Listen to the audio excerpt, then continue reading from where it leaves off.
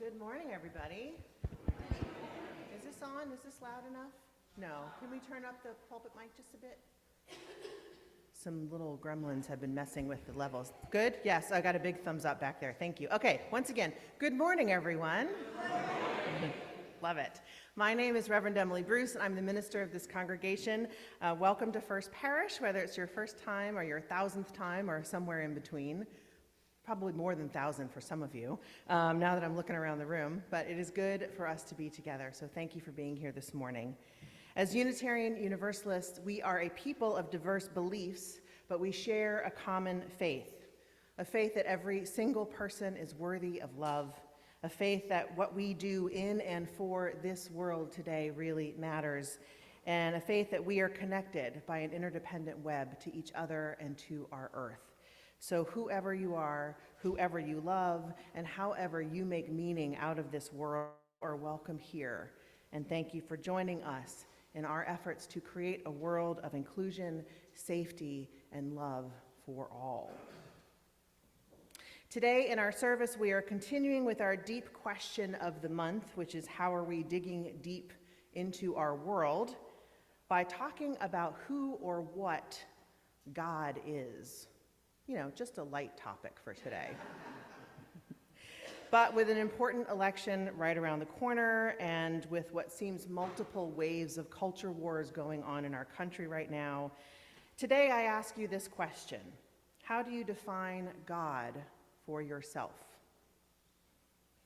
Maybe it's a capital G, God. Maybe it's a higher power. Maybe it's the universal force of love that binds us together.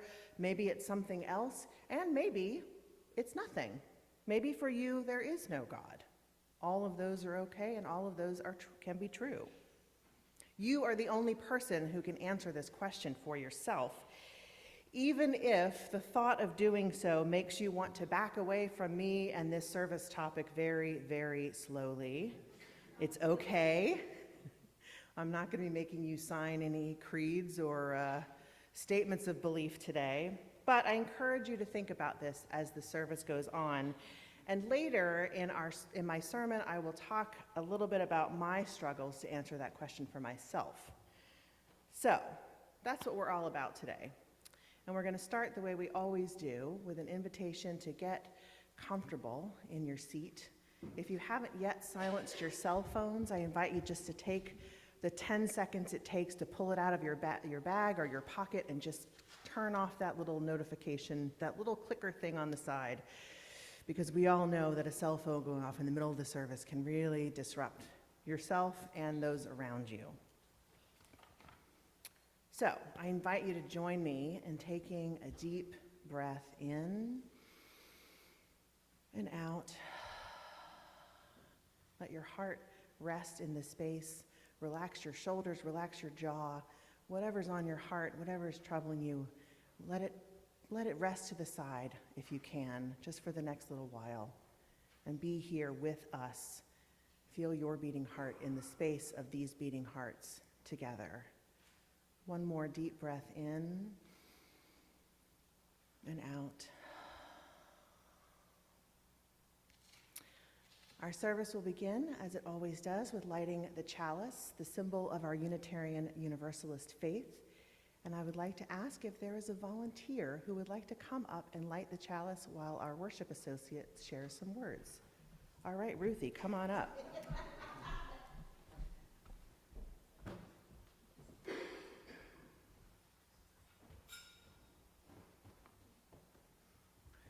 Good morning. My name is Dennis Randall, and I'm the worship associate.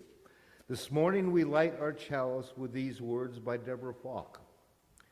A chalice lit in our midst is a symbol of our liberal faith, a faith built upon the foundation of freedom, reason, and tolerance, a faith sustained by acts of kindness and justice, a faith that visions a world flourishing with equality for all of its people, a faith that demands the living out of goodness, a faith that requires thoughtfulness, a faith of wholeness.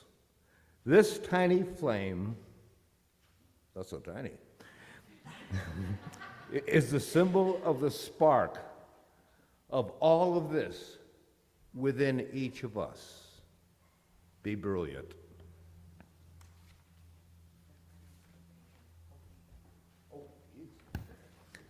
Thank you. I invite you to rise in body and spirit for our opening hymn, number 317, We Are Not Our Own.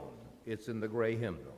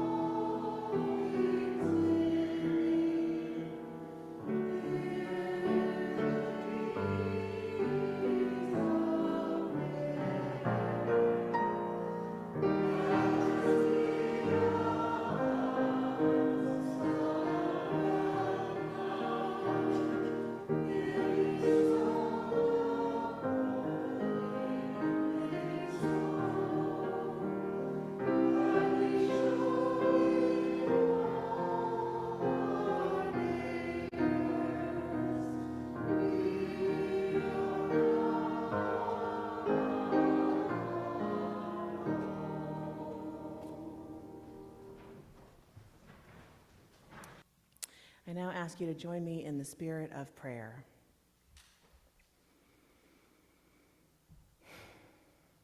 Spirit of life, source of compassion, great love that surrounds us all, we hold the joys and concerns lifted up by this community this morning, knowing that each of us, whether spoken aloud or in silence, carries much on our hearts today. May we take time to breathe into the peace of this space, holding the sacred circle that we create when we are together. May we hold in our hearts all those affected by Hurricane Helene, for the families and communities that today are mourning the loss of the 64 people who have died, for the millions facing the loss of their homes and their livelihoods. And we pray for the massive efforts of rebuilding it will require to restore their lives. May we also open our ears and our hearts to the climate crisis, to the recognition of our human impacts on our earth, to understanding the calls of all those in distress. May our compassion for our human and non-human neighbors compel us to action to defend all of the life on this planet. May we know our fates as inextricably tied to the fates of others. May we know our part in responding to a world in need. And may we know our power to participate in building the beloved community, working towards a world of peace and justice for all. In the name of the love that passes all understanding, we pray this morning. May it be so. Amen.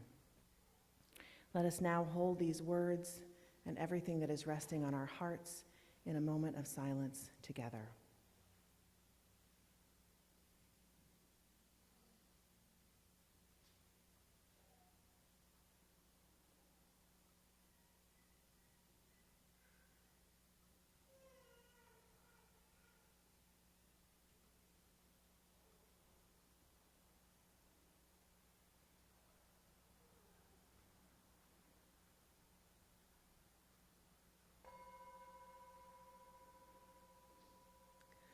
Please join me in singing once again, Voice Still and Small, number 391 in the gray hymnal.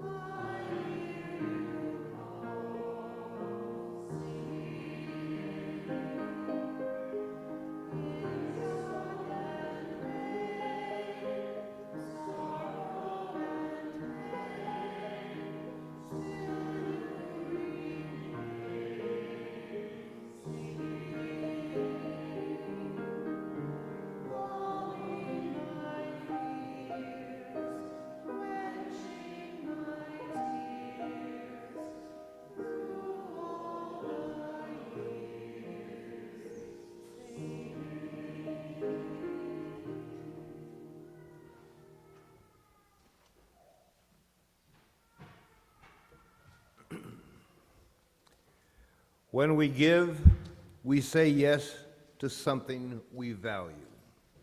In this congregation, we take up an offering each week to say yes to the values of our UU faith and yes to this beloved community. Please give as you are able. Today's offering will be gratefully received.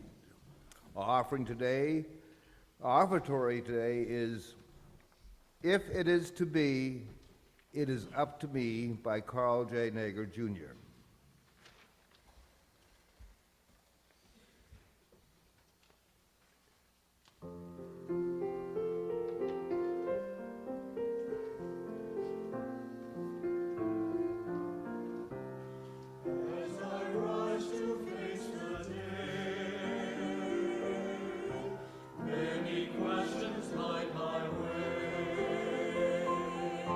Can I try to make a friend? Is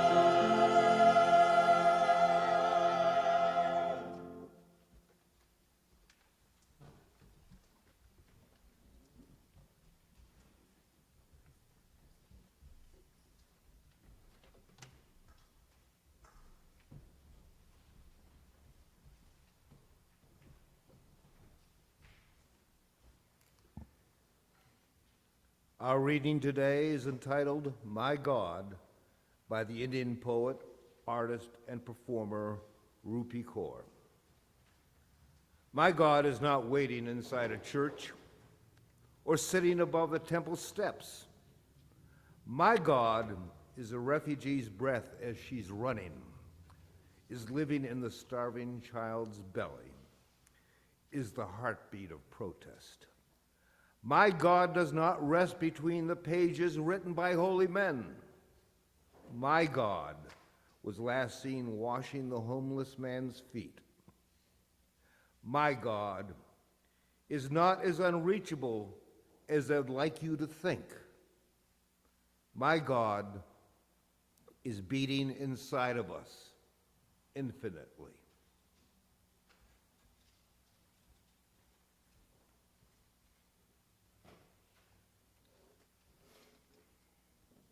Thank you, Dennis. That reading is a powerful reframing for me to see God the way she does.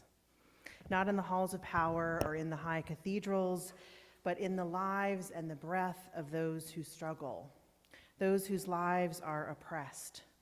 And her poem sort of mirrors an evolution of my own views about God, the God of my understanding, I should say, an ongoing evolution that I will probably be preaching about until the end of my days. Just a warning. But today I thought I would take this sermon and this space to talk about the latest chapter of that evolution. So first, a story. Years ago, during my first career, which was working in theater in New York City, I moved a lot. I counted that I had 6 different apartments in the 13 years I lived in New York. How many people moved a lot when they were in their 20s? Yeah, okay, I know I'm not alone. So, most of the time I was living in Queens. Go Queens, go Astoria. But one of those apartments, only one, was in Manhattan. And it wasn't in the East Village where all the cool kids lived, and it wasn't in Chelsea where the other cool kids lived. It was in Upper Manhattan, way, way, way up at the very, very top of the island. You've heard about Washington Heights and the George Washington Bridge. Yeah, I was 40 blocks north of that. That's how high up I was. Yeah, but it was a great neighborhood. It was leafy, it was green, it was beautiful. And I lived across the street from Fort Tryon Park, a big, gorgeous, beautiful park that had hills and rock faces, and you could see the Hudson River. It was absolutely beautiful. And every time I looked out my window, all I saw were trees, which is saying a lot in Manhattan. And the other thing that was in that park that I discovered when I moved there was the Cloisters Museum. How many of you have heard of the Cloisters or been to the whoa, okay. I didn't expect that many. Good. All right. So I loved the Cloisters when I found it because I've always been drawn to religious art, especially ancient and medieval architecture. It's one of those paths not taken that I always put on my list. And this place, the Cloisters Museum, is made up of that. It's paintings and it's artifacts and it's architectural remnants from churches and cathedrals all over Europe. The other thing that this museum has are the unicorn tapestries, which are these huge woven tapestries that tell a symbolic tale of the hunt and capture of a mythical unicorn. The Cloisters also have beautiful gardens and gorgeous views of the river, and it felt magical and alive to me there, this little place that I felt was all my own, even though it clearly wasn't. But it was so different from the rest of Manhattan, and it was a refuge for me. Because beyond the history and the beauty of the place, I think I loved that museum so much because it made me feel closer to the God that I grew up with in the Episcopal Church. All those sacraments and architecture and whatnot. And that God made me feel closer to my family, who lived very, very far away from me, geographically, spiritually, and almost in every way imaginable. So being in that museum brought a nostalgic comfort and feeling of home for me. Now, at the time, I was also drawn to the idea of struggling and suffering for your beliefs. This was long before I considered ministry, I should say, just so you know. A full 2 decades before that. I was compelled by those powerful stories from the Bible of the trials that people would endure because of their faith in God. Nothing about my beliefs in anything at the time came close to that level of commitment. And so I yearned, as I think we all do sometimes, for something strong and irrefutable to believe in, something that would be so strong that people would paint pictures about it and carve statuary about it. Something about that drew me, like all those soldiers and saints in the art that surrounded me who were willing to die for their beliefs. So I visited the cloisters a lot, maybe every month or two while I lived in that apartment, especially when I was feeling down or struggling with something. It became a place of refuge. So after a few years, I moved away. I moved back down to Astoria, and I never went back to the cloisters for the rest of my time in New York. It was too far away. It would take at least 2 subways to get there, so no thank you. I always wanted to go back, I did, but I never did, and it lived on in my imagination as this sacred place that somehow called to me from time to time. So this past summer, as I was starting my 2-week road trip, I made plans to visit 2 different friends in New York, one who lived in Westchester and one who lived out in Queens. And when I realized I had a few hours to myself between those 2 visits, I decided to go to the cloisters. I was so excited. I was finally going to revisit this place that had been so meaningful to me. And I counted it had been about almost 20 years since my last visit. So I went, I showed up right when they opened, thinking facetiously that I'd have the place to myself, but there were hundreds of tourists there. But that was okay. I wandered the rooms and looked at all the art, and as I did, I started having this feeling in my stomach that I couldn't identify. And after a little while, I realized it was a sick feeling. My stomach was kind of turning over in knots in ways that I didn't understand. What I realized was I was having a physical reaction to the art. Because all I could see as I looked around me was the sheer amount of suffering and violence present in some of that art. There were so many images of a bleeding and suffering Jesus that made my heart ache, and carvings and weavings and paintings and more. There were so many battle scenes. There were so many wounded and dead soldiers. Most of the religious art was a depiction of some kind of suffering, and I was aghast. How could I have such treasured memories of seeing such images of violence? How could I have so revered such grotesque depictions? Where was the inspiration that I used to feel? When I looked, all I saw was pain. That's all I saw. And finally, I entered the room with the unicorn tapestries. Now, those are a 7-panel series of images, like I said, portraying the hunt and capture of a mythical unicorn, which many believe was meant to represent Christ. And these tapestries are huge. They're 12 feet wide and 14 feet tall. Now think about a room with 7 of those. They're ginormous. They tower over you in this room that you're in, and they tell a really vivid story. If you think about how long it took to make those and how many colors are included, I encourage you to look at them online. You can look at pictures. So they tell this vivid story of this beautiful creature that was hunted down, injured, and finally captured. And the final panel, which is named "The Unicorn Rests in a Garden," that's the name of the final panel, you see the unicorn inside a very, very small enclosure with a collar around his neck. And in my opinion, a better title would be "The Unicorn is Imprisoned in a Garden," not resting, imprisoned. And at this point, the voice in my head that was getting louder and louder and louder as I was walking through this museum and having this very physical reaction started getting more insistent, until finally I heard it say loud and clear, "Not my God, not my God." And all of a sudden, my confusion dropped away, because the cloisters, this beautiful place that is revered in my memory for so long, has remained the same all these years I've been away. But I suddenly realized that I was the one who had changed. The God of my understanding now, today, was far, far different than the God that I had been taught about as a child and the God I had unwittingly carried with me into adulthood. The judgmental and angry God that I read about in the Old Testament was no longer my God. The God that I grew up believing was watching me all the time and just waiting for me to sin, not my God. The God that I thought demanded suffering and sacrifice and extreme devotion was no longer my God. Not anymore. Now, to be fair, I did plenty of wrestling with these, they call them theologies of sacrifice and suffering, when I was in seminary. I had to study all those stories in the Bible, like Job and all the others, and I wrote papers about them. I had already separated my thinking brain from this kind of belief in God. Does that make sense? I already kind of knew empirically that this is not the God that I believed in.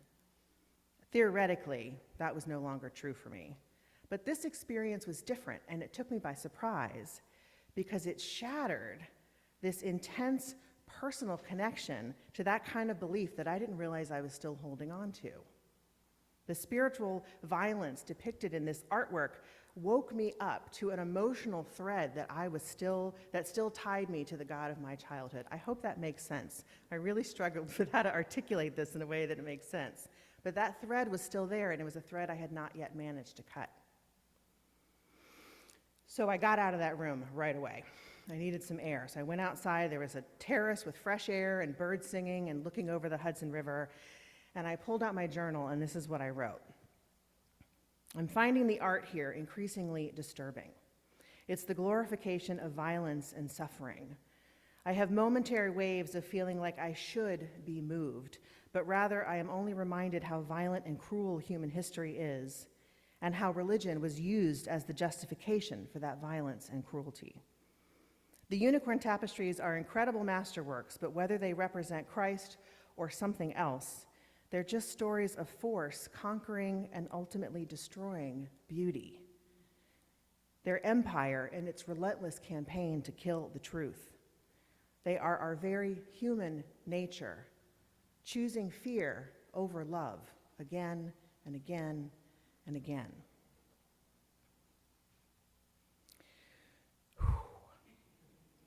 So after writing that, I began to see the parallels between that ancient art of spiritual violence and what is happening in our world today.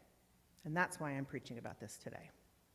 The threat of violence present in our current religious culture war, because that's what it is steeped in that spiritual violence of that God that I no longer believe in.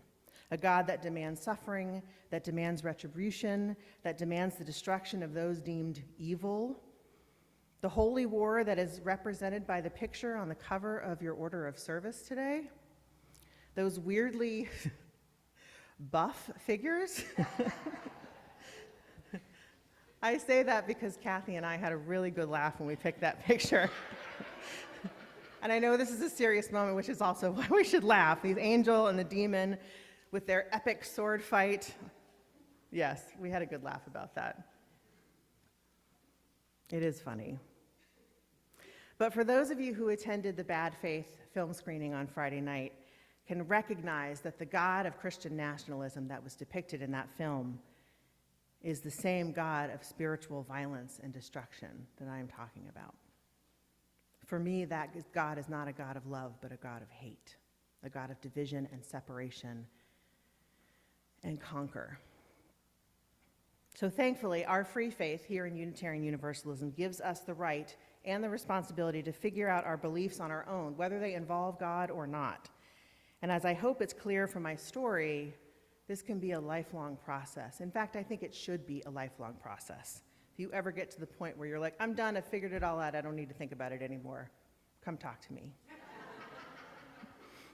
Because no one gets to tell you who your God is or how you choose to define that source or whether you even have one at all. So this experience I had at the cloisters is helping me embrace the God of my understanding as very much like the one in the Rupi Kaur poem that Dennis read. Quote, "My God is the refugee's breath as she is running. My God is the heartbeat of the protest. My God is not as unreachable as they'd like you to think." So however you define whoever, what, or who your God is, whatever represents that still small voice in your heart that calls to you, that speaks to you, that begs you down a certain path. I hope and pray that you are also compelled to find that voice in the breath of the suffering, in the struggle of the oppressed, and in the resistance of the marginalized. It's important not because I don't think you need to have a definition for your own God. I'm not going to come check and ask you to tell me what it is. It's important because this topic affects you whether you have strong feelings about it or not.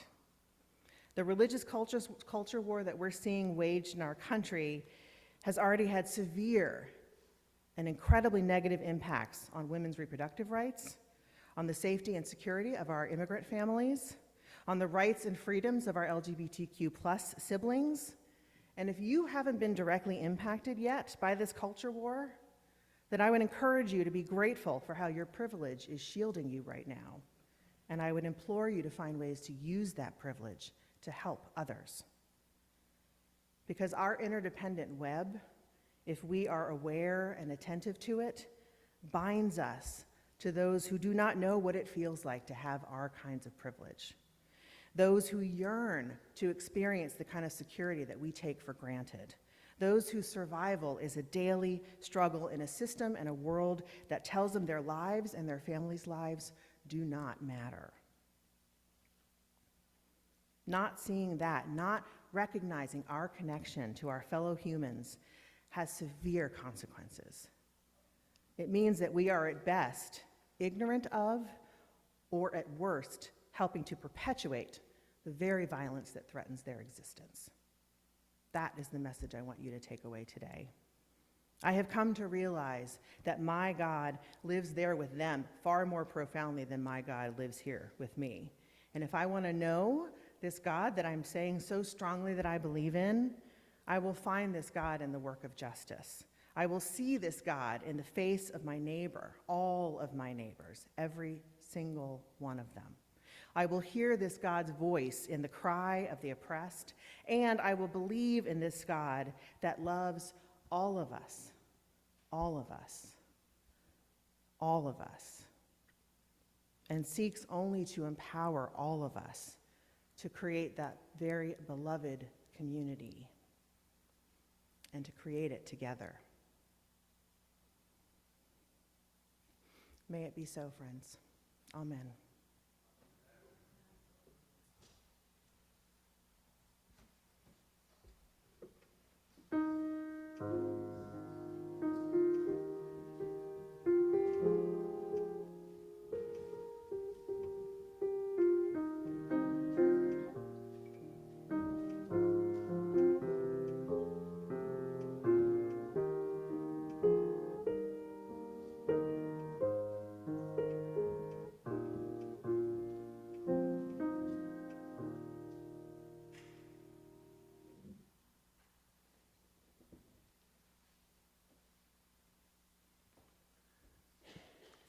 As we bring our service to a close, there are a few announcements to share.